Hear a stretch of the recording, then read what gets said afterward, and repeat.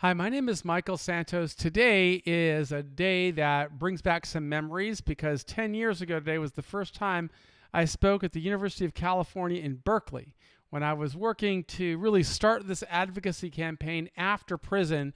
And it's something I have been doing ever since I came home. In fact, the entire advocacy program began while I was going through 26 years in prison, and I'm still going after it today. In fact, tomorrow I'll be boarding a flight to the Midwest where I'll get to present inside of two federal prisons, actually several federal prisons, because on every federal prison complex there are a number of different institutions. So tomorrow I'll be at a place in Illinois where there is a women's prison and a man's prison, and then I'll be there on Tuesday, tomorrow, which is actually, I'm flying tomorrow. I'll be presenting on Wednesday and on Thursday. And then the following day, Friday, I'll be inside of the Terre Haute Federal Prison in Indiana. So I'm really enthusiastic about getting this opportunity to help people in prison really understand, what does it mean to prepare for success? What does it mean to become a good advocate? What does it mean to get through a journey in federal prison with your dignity intact and with opportunities to build? And while I was going through 26 years in prison, I always looked for leaders to guide me. And one of the most influential and inspiring leaders that I ever read was Frederick Douglass. And today I'm going to be reading one of our lesson plans on daily discussions about a little article I wrote about Frederick Douglass and what we can learn from his efforts to advocate for the abolition of slavery, to just apply some of those principles to our work in trying to improve outcomes for all people and stakeholders of the criminal justice system. So let me go ahead and turn to our blog, which is right here, and I'm going to read through it. I'll provide some commentary on the other side. So this is called Frederick Douglass and Prison Advocacy. While going through 26 years in prison, I learned much about advocacy from Frederick Douglass. I write today's message with a reminder that, as Frederick Douglass taught, advocacy sometimes requires a lifetime of dedication and work. Sometimes we don't get a personal benefit. As I move through my 10th year of liberty, I continue to advocate in the spirit I learned from leaders like Mr. Douglass. So who was Frederick Douglass? Who was born into a time of great social injustice, Frederick Douglass began his life as an enslaved person. Eventually, he escaped slavery, and he became a force for the abolition of slavery. He published 3 autobiographies, including Narrative of the Life of Frederick Douglass, an American Slave, My Bondage and My Freedom, and Life and Times of Frederick Douglass. Douglass believed in the power of communication and making alliances with anyone who would help to advance his cause. Despite his personal history as an enslaved person, he interacted with slave owners and with leaders who wanted to keep slavery in place. Why would he engage in such conversations? From my perspective, Frederick Douglass understood that he did not have to convert people who believed in liberty as he believed. He needed to convert people who had opposing views. Frederick Douglass lived by a motto: I would unite with anybody to do right and with nobody to do wrong. The most radical people who fought to abolish slavery criticized Frederick Douglass. They said he should not converse with slaveholders. The criticism never deterred Frederick Douglass. He continued to advocate for freedom, always using the power of words and activism. When others criticized his speech and his writing style, he graciously apologized. He won people over with humility, saying slavery was not a great school for eloquence. Despite growing up an enslaved person without a formal education, Frederick Douglass became one of the most effective orators and voices for change, influencing the end of slavery. That change didn't happen overnight. And so, let's talk about learning from Frederick Douglass. Frederick Douglass inspired me. He helped me believe that if I could learn how to communicate better, I could become more influential in advocating for the changes I wanted to see. Further, by reading about how he interacted with adversaries, even the people who enslaved him, I saw how he could convert more people to see a better way. He did not hold degrees from prestigious universities or even formal education, but there was power in his personal story. For that reason, he wrote in the first person, with biographies and a perspective that only a person who had gone through slavery could bring. His self-directed learning made him even more potent as an advocate for change. By learning to read, write, communicate, and persuade, he worked to change the course of history. Did he end slavery himself? No. By advocating, he contributed to the cause. Frederick Douglass used his personal story of what he learned in slavery and all he accomplished since his escape from slavery to advocate for justice. While going through decades in prison, leaders like Frederick Douglass inspired me.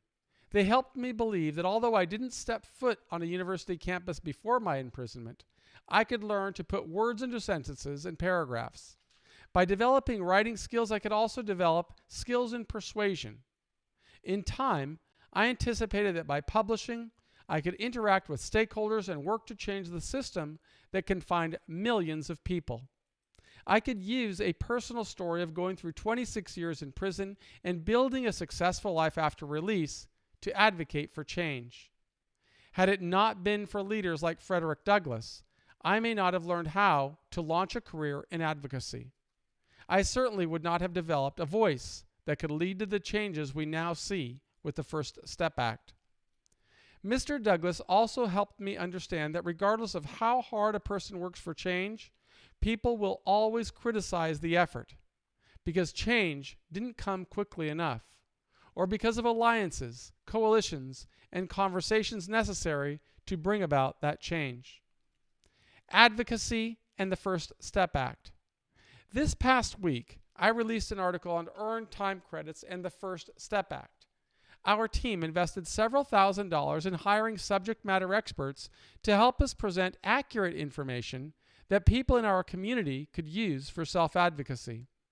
I asked those subject matter experts, former BOP execs, to help me understand how they would have interpreted the law if they still led the Bureau of Prisons. I wanted people in our community to know steps to take if they needed to advocate for themselves. Some people complained that I should not hire former BOP execs because those people devoted decades to keeping the system growing. I disagreed. Over the years, I learned of the power that comes from turning our adversaries into our advocates. By hiring experts, I could get a better understanding of how leaders will interpret the law. The article I wrote provides the citations that came directly from either the First Step Act, the Federal Register, the Code of Federal Regulations, and the applicable BOP program statements. I provided those citations to help people in prison. They may need that information to advocate for themselves. Why would they have to advocate for themselves? Well, unfortunately, just because Congress passes a law or the BOP publishes a program statement doesn't mean a person will get the outcome he wants. The citations will help a person advance his interests. Advocacy frequently moves slowly. Despite thousands of hours of work, years can pass before we get the outcomes we want. The article I wrote provides the following information, which is crystal clear. 1. A prisoner shall earn 10 days of time credit for every 30 days of successful participation in approved programming. 2. A prisoner determined by the Bureau of Prisons to be a minimum or low risk for recidivating, who over 2 consecutive assessments has not increased their risk of recidivism, shall earn an additional 5 days of time credits for every 30 days of successful participation in programming. That language comes directly from the First Step Act law. As a follow-up, the Bureau of Prisons published Program Statement 5410.01. It requires the unit team to assess the person's risk using pattern as the initial classification, commonly known as the first team meeting. That meeting takes place within 30 days of the person arriving at a designated institution. The same program statement says an inmate will be reassessed for both risk level and needs at each regularly scheduled program review. Then we can turn to Program Statement 5410.08, Chapter 6, Page 1, which tells us an inmate's first custody classification will be scored at the first program review approximately 7 months after arrival at an institution. In other words, the BOP will have 2 consecutive assessments after approximately 7 months in an institution.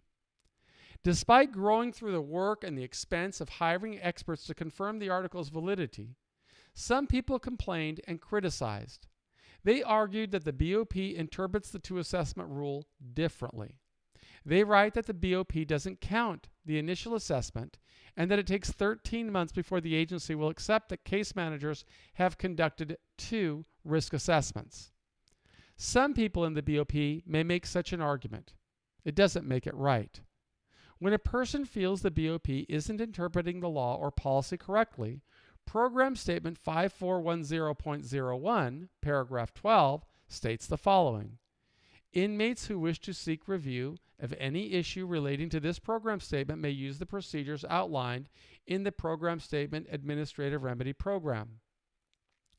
The Prison Litigation Reform Act requires a person to exhaust administrative remedies before filing a motion in federal court. To advocate effectively, a person must understand the levers and when to pull them. For that reason, we're publishing a new book that will help people understand administrative remedies, along with examples of people who successfully use the process in their self-advocacy. We'll publish this book before the end of March 2023. I understand that it is difficult to accept the slow process of advocacy, and I know it is easy to grow angry or frustrated when people serve sentences despite laws that indicate they should be home. Why do I understand? Because I went through the long walk to freedom, like other advocates who inspired me. I didn't get out one day early, but even after getting out, I have devoted my life to advocacy. I hope to see changes that will help all justice-impacted people. As I learned from Frederick Douglass, we need a multi-pronged approach and a sustained commitment over time to bring significant change. I wish we could find a magic pill to bring peace on earth and justice for all, but I can't. I must continue the work, and I hope that people in our community will find me worthy of their trust. My work now includes striving to expand incentives, as the First Step Act recommended. Those incentives can consist of more use of furloughs, the introduction of work release programs, and the expanded use of compassionate release. Will those changes happen overnight? Probably not. In 2012, I began writing about the importance of incentivizing excellence with earning freedom. I continued those efforts after my release with publications in the UC Hastings Law Review and Advocacy in many other areas, at great expense for travel and work without compensation. The result?